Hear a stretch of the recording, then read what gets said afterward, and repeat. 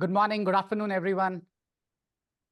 Thank you for joining us in our midsummer edition of ARIVE Partner Spotlight. ARIVE Partner Spotlight is a monthly webinar series that we host where we bring in experts from our lender partners to talk about topics that are relevant in today's market. One of the themes which is very relevant is how do we make home buying more accessible to first-time home buyers? So we are fortunate to have with us an absolutely amazing team from Sierra Pacific Wholesale. We're going to talk about condo eligibility and some of the AI tools they are introducing that will help our broker partners win. This is an interactive session. If you have any questions, feel free to use the Q&A tab below. We will take them as they come. My name is Harish Tejwani. Along with my colleague, Amy Hullett, we will be moderating the session today. So without further ado, I'll hand it over to Amy to introduce our topic and give it to our guest. Amy? Thank you, Harish. Good afternoon, good morning, everyone. We are excited to have our friends from Sierra Pacific Wholesale back in the house. They have a wonderful team who is dedicated to helping our community and their brokers close more condos. And so with that, we have a lot of information to share with you today, a lot of success stories, a lot of helpful tips that's going to help you close more loans, interact with borrowers who are looking for those condos in those markets where it's really relevant. So stay tuned. We have a lot in store for you. And with that, I'm going to pass it over to Rob. Thank you, Harish and Amy, for having Sierra Pacific Wholesale featured in this partner spotlight. Truly appreciate that.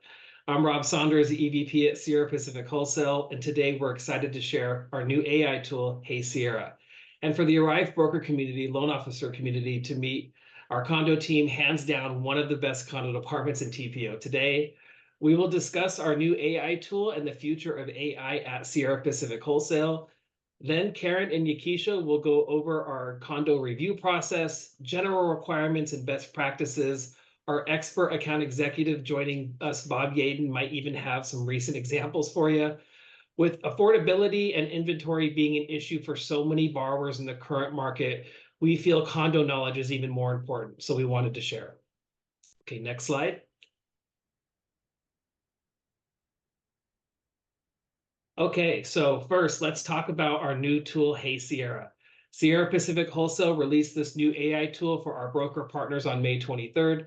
We are proud to say we are one of the first wholesale lenders to introduce AI to the marketplace as a tool to replace all regs searching for guidelines.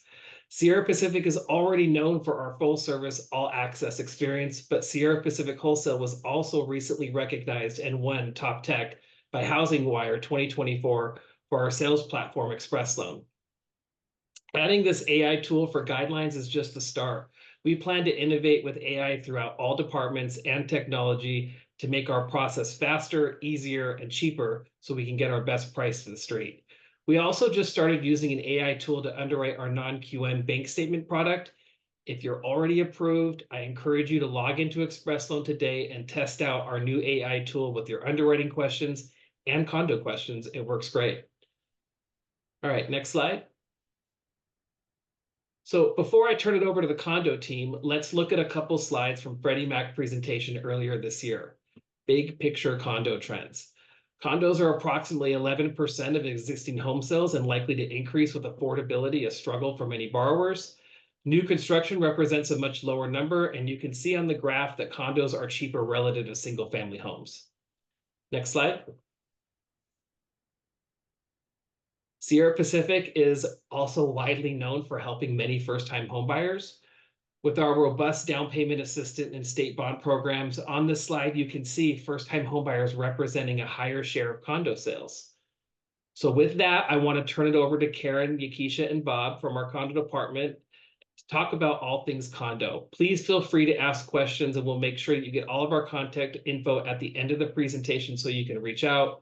Let me correct that. Carren and Yakitcha are from our condo department. Bob is one of our senior account executives. So with that, Carren, Yakitcha, the floor is yours. Next slide. Good afternoon or good morning. Thank you for having us on this call today. And we are so excited to be here to talk about condos. Just to to piggyback off of what Rob said, the condo market is basically one of the most affordable housing that we do have in terms of single family residences. In this inflated market, it is still more affordable than your average home as a single family residence. Not a lot of people know the nuances that would go behind condo reviews, and it is extremely important that we relay this message out there to our business partners and their realtor partners as well, because educating the borrowers as to what they're potentially going to be purchasing is key. Just because you look at a condo and feel the aesthetics of it on the outside, you have to also know financially what goes on the backside of when you purchase a condominium. We are open to not only accepting loans with active files, but also preliminary reviews that will allow us to do precursory review of the condominiums to make sure that they actually meet the current agency requirements today. It's important to review a questionnaire just to confirm whether or not there are any ineligible issues, such as condo tells, litigation, whether it's structural health or safety related, or whether the litigation is considered minor. It is also important that we confirm any deed restrictions, such as affordable housing. Are there any critical repairs costing more than $10,000 per unit? Are there any excessive commercial space that would exceed 49% of what the agencies would allow on an exception basis? Condos are almost, you have to kind of look at condos in this day and age as like a business partner. Basically, it's like a business. You want to make sure that they're financially viable, which is important to review budgets prior to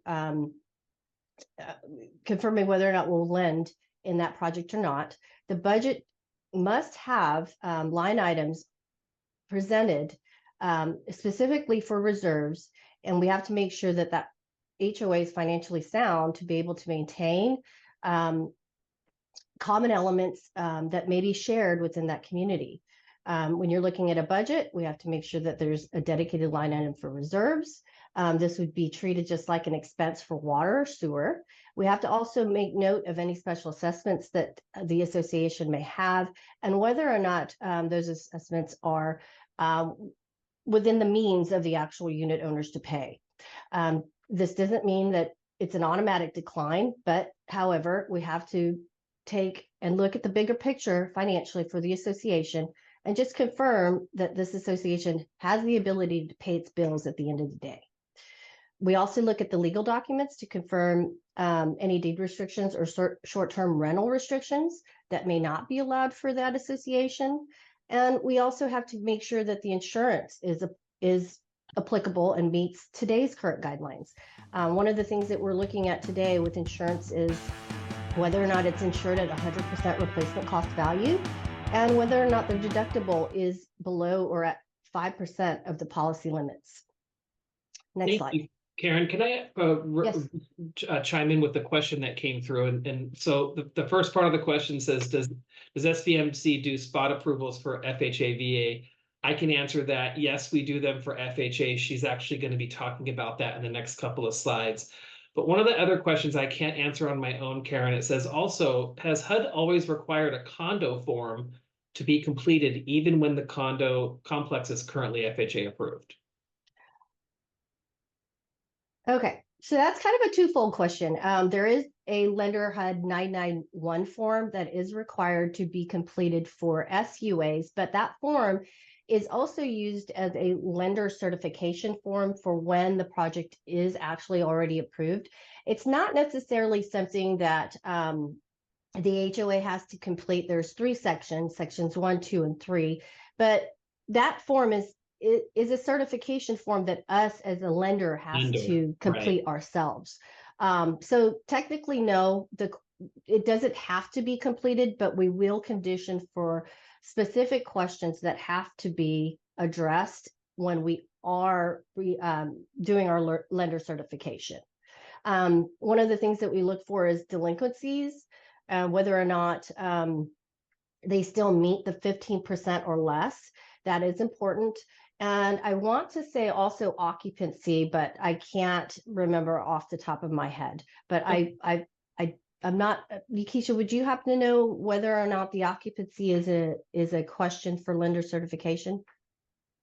I believe that can go down to 35% 35%. when the project is already approved, and also under the HRAP process. Under SUA, it's capped at 50%. Yes. So Yeah. to really answer the question, no, there's no extra form to complete when it's already FHA approved. We do the form for you, and our condo team, the reason I think that they're the best is that they'll actually call and just get the information themselves without reconditioning. They'll only recondition if they absolutely have to, because they can't get the information, but normally it's for us to do. Another question came through: does the HOA questionnaire provide most or all of the information needed for the review? We follow agency or FHA direct. So yes, the questionnaire would cover everything that we need answered.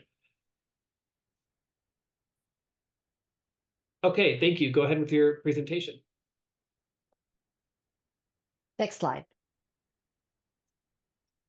So how can we help you sell more condo loans? Well, our condo team is pretty familiar with the everyday challenges that we face today.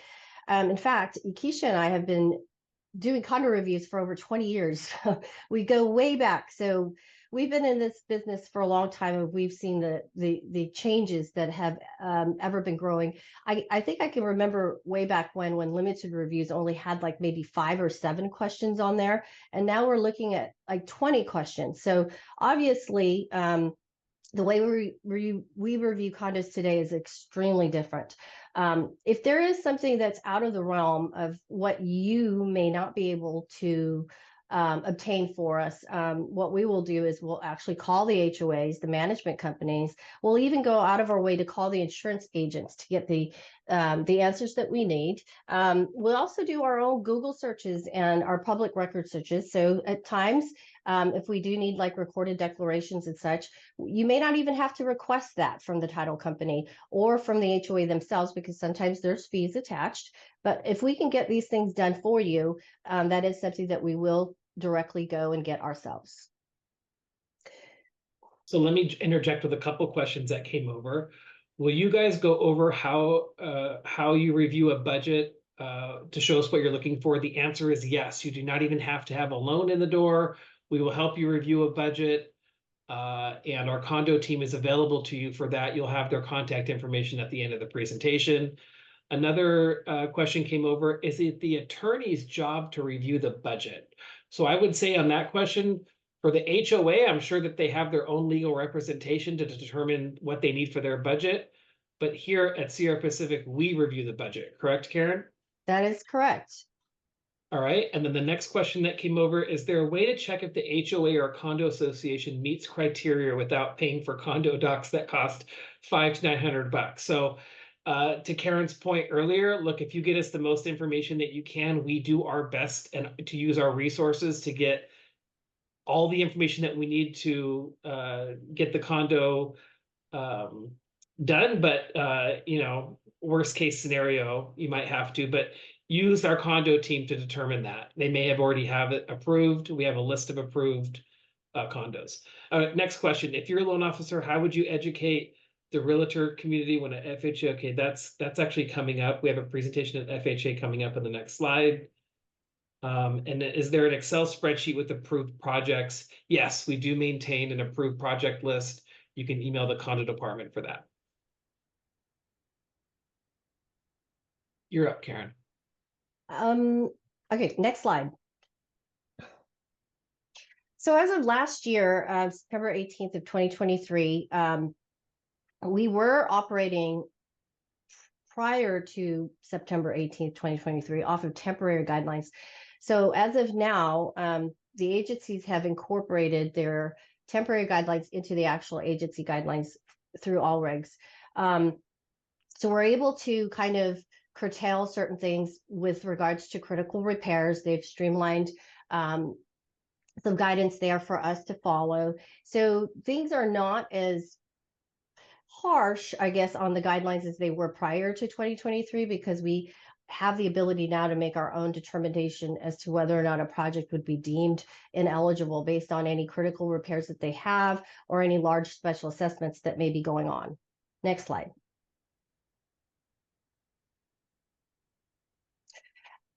This slide here just basically gives you some information on Fannie and Freddie's alignment now with regards to critical repairs and any evacuation orders. Prior to, they weren't in alignment, and each one viewed these things separately. And at some point in time, they kind of came together and just basically said, okay, well, we're just going to work together now to basically implement more guidance onto the requirements. So what they've added is basically now, before, when we were talking about delinquencies, we weren't really looking at special assessment delinquencies as a whole, but we were more or less looking at just your average HOA dues. But now they're looking at the bigger picture. So if an association has any special assessments, they also want to make sure that no more than 15% of those assessment dues for the special assessments specifically are not more than 60 days late. Let me see here. So there are no exceptions to this rule, but in terms of being aligned, they're basically singing the same song. Next slide. I think that we're going to go ahead and talk about best practices with Yakitcha and Bob at this point. Yeah, sure. Hi, everyone. My name is Yakitcha. I work hand in hand with Carren here. I just wanted to give you all a quick example of how when we're not able to issue an approval based on the actual guidelines, the way they're written and published in either Fannie or Freddie's guidelines, that there's also, like for an example of commercial space, say the commercial space exceeded the 35% allowance. Which is what the published guideline says. Recently, we've had one where we've sent it over to the agency, and they've granted us the single loan exception for the borrower's unit because it was less than 50, but more than 35. I think that's their comfort level. Also depends on the voting and how, what voting allowances the commercial space owner has.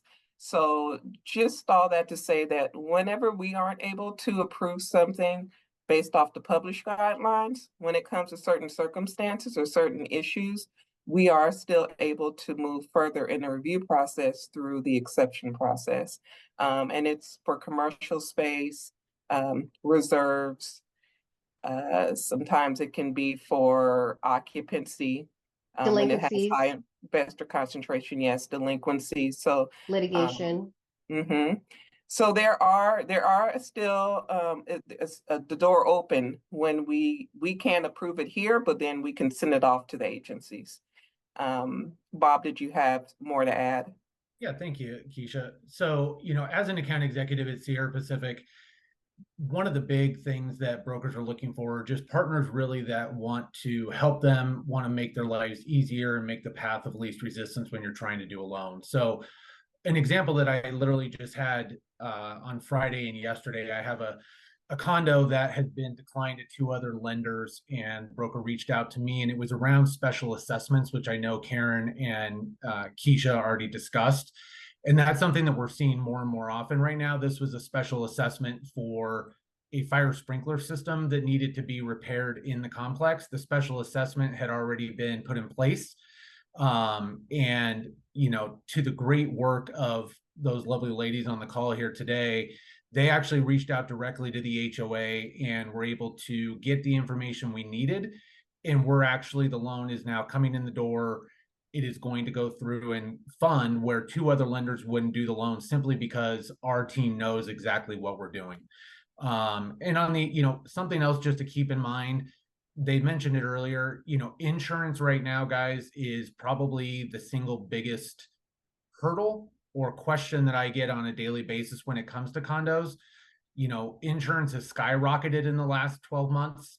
And so a lot of these HOAs have increased their deductibles in an effort to try and keep costs down, but they don't understand that by increasing that deductible, they're actually making their condo association or their condo complex ineligible for financing. So if you have a condo, as long as you have an address and the name of a condo association, reach out to your AE, reach out to me. We can ask them and they can preview in Fannie and Freddie's website if it's already an approved condo or if there's some notes in there from Fannie and Freddie that it's not lendable for a particular reason. So I'm going to go ahead and hand it back to Carren to continue our presentation. Okay, so FHA, right now, as a lender, we only lend, we'll approve a project under an HRAP process, or what's more known now in the market is a single unit approval process, which is just based on not necessarily just a single loan, but we complete the single unit approvals in-house. These do not have to be sent to HUD directly. The HRAP reviews do, which usually typically takes about 30 days for them to give us a final decision. And that process is a little bit more not, I wouldn't say streamlined, but it's a little bit lengthier in time. The single unit approval process is actually more efficient in a sense, but for one of the things that you have to keep in mind for the single unit approval process is that there is a FHA concentration limit. We have to make sure that it's at 10% for single unit approvals. Otherwise, we do have to send the review to HUD, which they will allow up to 50% FHA concentration. That's one of the nuances of single unit approvals. However, for a single unit approval, we wouldn't request a plethora of documentation. Like, we don't need financials. We just basically need the budget and the current balance sheet. We'll work off of the insurance, and we want to make sure that the association is not only viable in reserves, but they also have the means to pay for the insurance deductibles. One thing to note about FHA is that they don't have an insurance deductible requirement per se, but they do require that the association have the money set aside to fund the insurance deductibles, along with the cost of the premiums. The one thing that we are having to, which is more of a stopping block, I would probably have to say, is that with FHA, even though they don't have the deductible requirement, is trying to make sure that they have enough funds and reserves or funds somewhere to actually fund those deductibles, because we are seeing more of the 5% per unit. And sometimes these could go, I mean, the deductible, if you have a 66 unit project and you're talking about $25,000 per unit, you're almost well into the $1.6 million mark at some point in time, just based on what type of insurance they have. And a lot of these associations are not going to have 1.6 million or more or less in reserves to cover those deductibles. So that's the roadblock that we're seeing with FHA right now when it comes to insurance deductibles. Even though they don't have a deductible limit per se, we just have to make sure that that condominium association has enough money in reserves to actually pay for those deductibles. Next slide.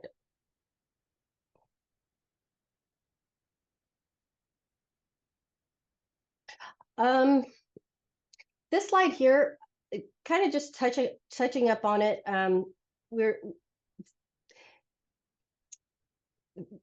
For SUAs, we just have to make sure that the owner concentration is at 50%. We don't have an individual owner or single entity concentration of more than 10. And for projects consisting of 20 units or less, no more than one unit may be owned. Next slide. Did Bob or Keisha have an example for an SUA review that we've completed successfully?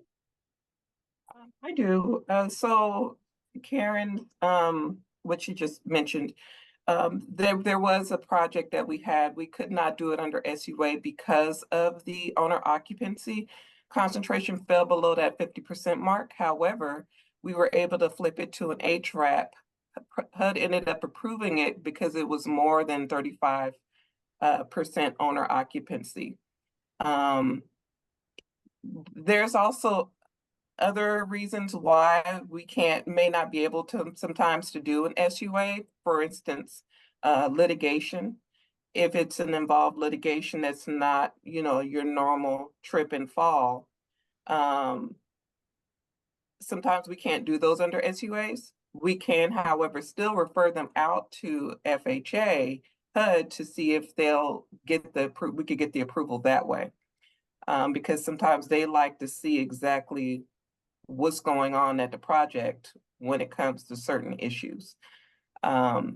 But just know that whenever you can't do an SUA, depending on what the reasoning is, there's still also the safety net of an HRAP review that we can submit to HUD for them to jump in and see if it could approve it for us. How about you, Bob? Yeah, so one of the things to keep in mind when you're looking at doing a single unit approval, or what the street normally calls a spot approval, is, with Sierra Pacific, if you get these documents that are listed here, and, it's literally, as an AE, I send 3 attachments to my customers. It's the 991. It's a checklist of the documents we need, and then an instruction form that just shows how to complete everything. You can send all that stuff into our condo department prior to you ever even submitting the file to Sierra Pacific, again, to pre-flight that information and make sure that the property meets the single unit approval guidelines. So again, working with agents, working with borrowers, if you can take out that guesswork before they get halfway down the road or 80% down the road of doing a loan, takes a lot of frustration out. There's nothing more frustrating from everybody's perspective of everybody thinks they're going to close in a week and a half, and then all of a sudden you find out that your collateral is not actually lendable. One of the other things, and Carren, maybe you can answer this because I get confused on it sometimes as well, specific to SUA, I believe that we need to wait on ordering the case number, if I'm not mistaken, until there's something that you guys do. Could you elaborate a little bit on that for me? Now for SUA, you can actually order your case number. Okay. It's just for HRAP approvals. You cannot order a case number until HUD actually gives the green light and approves that condo project, because it is for the entire project association. Versus SUA, it's just for your single loan only. And you can order that up front, so you don't have to wait. But most of the time, sometimes it's not ordered correctly. Sometimes they'll go in and they'll order it as a site condo, or they won't even recognize that the unit itself is in a condominium association. So we just have to make sure that the case number is ordered correctly up front. But yes, for SUA, you don't have to wait. You can order that up front whenever you'd like. It's just for HRAPs. You can't order the case number until HUD actually approves the project itself. Perfect. Thank you so much, Carren. Thank you very much for both of you. Before we jump to the next slide, I just want to make sure there was a question about the required documents for an FHA single unit approval. You're looking at them on your screen, and you guys will get a copy of the presentation after the call. We have some questions we need to answer before we jump into the next couple of slides. So I'll just shout them out. I have seen an increase in the number of HOAs who refuse to answer some questions on the questionnaire, specifically the one that says it is anticipated the project will in the future have such violations. Okay, so when we're looking at questions where they're not going to answer them with a yes or no or an unknown, for Fannie and Freddie, that's a definite decline. So we have to kind of massage that question a little bit. And if it's something that we have to do internally to reach out to the associations or the management companies ourselves to kind of get the answers, we will. And most of the time, when you have these questionnaires with these unknown answers, or they're not willing to answer them appropriately, it's because the other person filling out the form doesn't know the answer. And there are some addendums to some of these questionnaires that tell you exactly why they're not going to answer them, but we'll find ways to get the answer to those questions. So it doesn't mean that it's an actual decline itself, just because it says unknown or not. I wouldn't say not applicable, but unknown is what we mostly get. It's just because the person on the other side doesn't know how to address the question themselves. But 9 times out of 10, we get the answers and we move on. So I think that that's very important. What you just heard unique about our condo team is that they will try to get it, call the association and get the information themselves, which a lot of lenders won't do. They'll just recondition you. Thank you for answering that. Next question, Carren and Keisha, is Sierra CPM team, they are the CPM team, aware of the upheaval in the Florida condo market resulting from the Surfside and subsequent legislation? And does Sierra have any solutions to the obstacle of large special assessment that have risen from the situation? We don't have a solution per se. We definitely follow Fannie and Freddie's guidelines back to the critical repairs and the special assessment requirements. It's all a matter of interpretation. Now, whether those special assessments are surrounding critical repairs, and if that's the case, then yes, that's a definite no, we're not going to be able to lend. But if these are special assessments, and the repairs are not considered critical, then we'll review that and we'll make our own decision as to whether or not they actually fit the guidelines currently. I mean, just because you have a special assessment from 3 years ago doesn't necessarily mean that it applies to the review process today, especially if the special assessment has been ongoing under, let's say, a loan that they may have taken out from a bank or whatever the case is. As long as they meet the terms and there aren't any large delinquencies, I would say that special assessment would be more or less a moot point. But if you're looking at a special assessment that just was implemented today, then we have to kind of look at the bigger overall picture as to how's that going to financially impact that unit owner. It's not necessarily a decline, but we do review them on a case-by-case basis, and we'll look to see what the agencies have on those associations. And in some cases, maybe Fannie or Freddie would already have reviewed that condo project for whatever reason and may have interpreted it differently. And if they decline it, then there's nothing that we can do on our end. But we do look at these on a case-by-case basis, and we try to make the best interpretation possible. Beautiful. All right, I'll go over a couple other questions that came over. How about new condo projects for HOA, which has not been transferred to owners yet, and common area is not completed yet, as a lot of them are in the same kind of situation? New constructions we will do. It is important to understand how that new construction project is made up. We want to make sure that those common elements, what is it about the common elements that aren't completed? For new construction, doesn't necessarily mean that, every phase has to be completed and built. We can review based on phase. Just because you have 3 or 4 phases to be completed, maybe phase 1 and 2 are only built out at this time. And if they are built at 100%, we can lend on that phase. Now, whether or not the common elements have been completed, we would like to see that if there is a pool or if there is a clubhouse, that the intention is there to complete those amenities, because that's probably one of the reasons why somebody would want to purchase in that condominium project per se. So we would just have to confirm, when are those amenities going to be completed? Once we have that answer, we can move on, or we can make a decision. But most of the time, the amenities are being built as they build into phase 1. So you'd like to think that 9 times out of 10, it coincides with each other. Yeah, just to add on to that, everyone, a lot of times with new construction, when it comes to the common areas or the amenities, the developers or builders will get what's called a surety bond.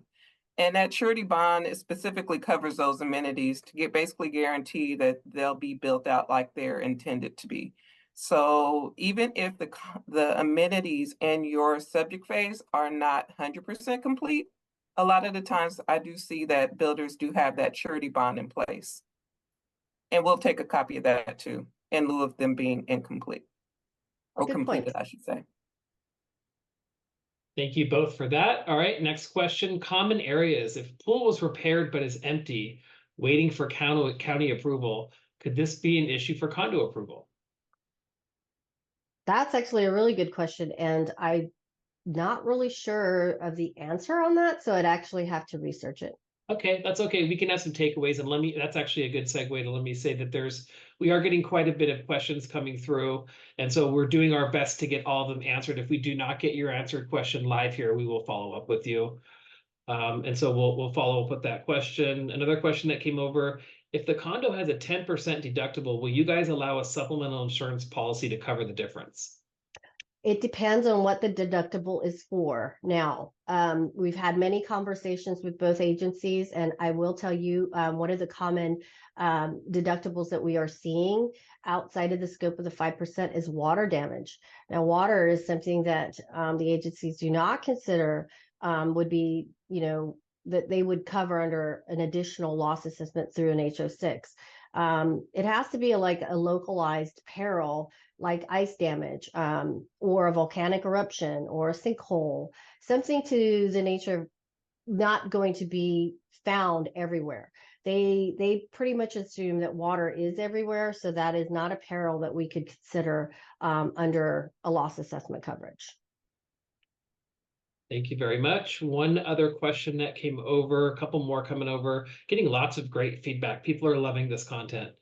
Can you explain condos with evacuation orders? Something I've never heard of. So please, have you heard of that?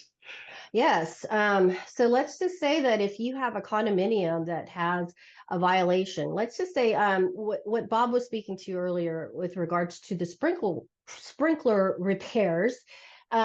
If that association had an evacuation order because it wasn't safe, let's say if the unit owners were in danger because the sprinkler systems were not up and running, and if a fire were to break out, what would they do? They wouldn't be safe, right, in that association because the fire sprinklers weren't working. So an evacuation order is basically saying that you can't stay here because it's not livable. It's not structurally sound, is basically what that's saying. Thank you very much. Here's another question. If it's a new condo, it's a new build condo that has been approved by FHA, but still has phases to go, does FHA require all phases to be complete or just the current phase to be complete? It depends on where your subject unit is located.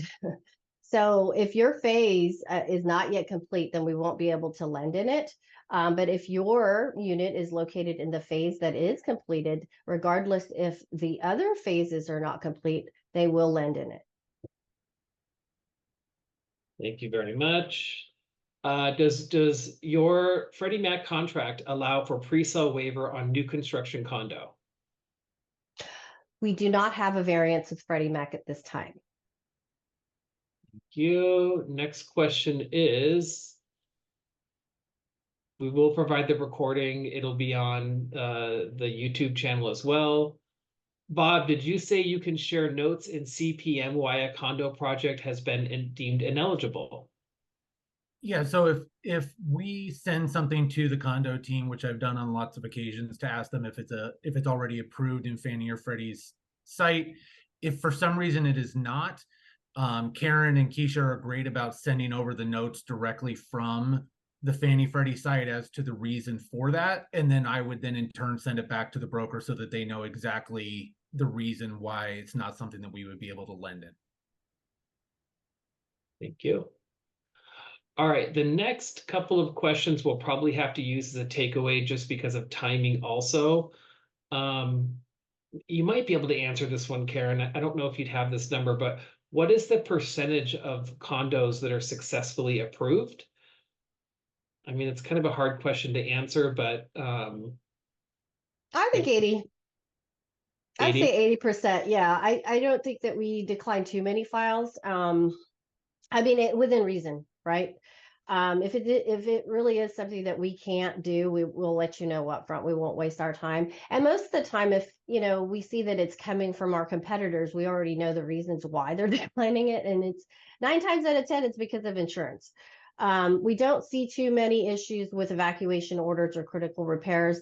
Sometimes we'll see things for special assessments that may be a lot riskier for other lenders, but you have to see the overall picture and whether or not that HOA is financially stable.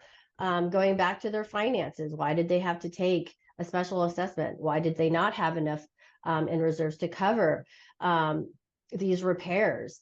But I'd say most of the time, 80%, we see 80% of our condos that come in, we pretty much approve. So I knew that was kind of a tough question to ask, but the reason I wanted to ask it is because I wanted to point out that other lenders will use their underwriting team to do the condo sign off, and they're not always condo specialists. And so what you have with Sierra Pacific is an actual condo department that works really hard, sometimes directly with the HOA, to get your project, your unit approved. And that's unique in the market. And so thanks for answering that. We can go ahead and move forward with the rest of the presentation. Okay. So one thing that Sierra has not done in the past is VA approvals for condominiums. Before, we were specifically just focused on condos that were already VA approved, but now we've opened the doors to where we actually do the condo approvals for VAs themselves. So we are excited about this new process. In most cases, an HOA questionnaire is not required, but the list of documentation here presented is required. And each office, I think each regional loan office requires something different, but this is pretty much just the specifics as to what we would need in order to send this to VA. We don't necessarily make the final decision for condo reviews.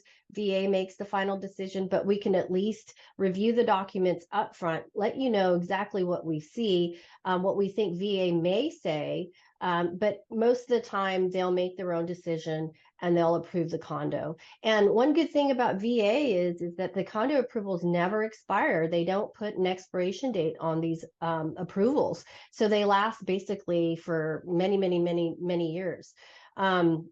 And another thing to take away for VA is insurance. They don't look at insurance the way the other agencies look at insurance.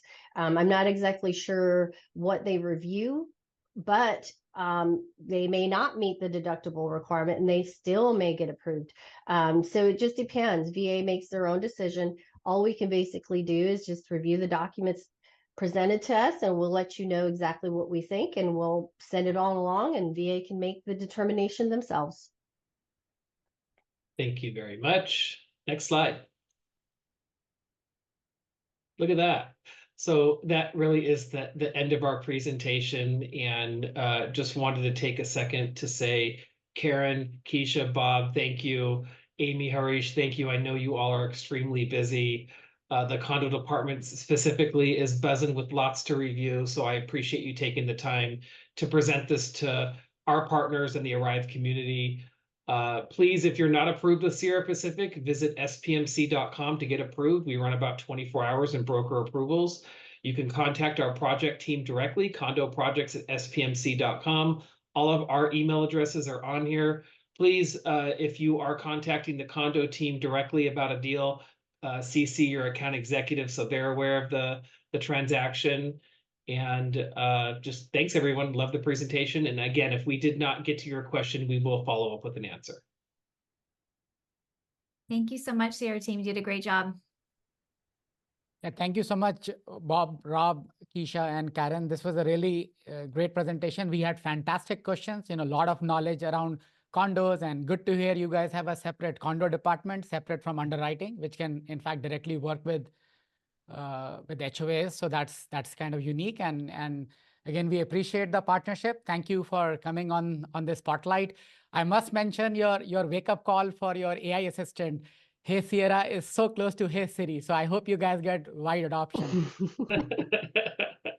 But thank you so much for joining us today. We appreciate that. This will be posted online on our YouTube channel, ARIVE's YouTube channel. So if anybody wants to look at the replay and learn all the knowledge you guys got, and the contact information of Sierra team will also be there. But thank you so much and have a great rest of the day. Thank you. Thanks, everyone. Thank you. You too. Have a good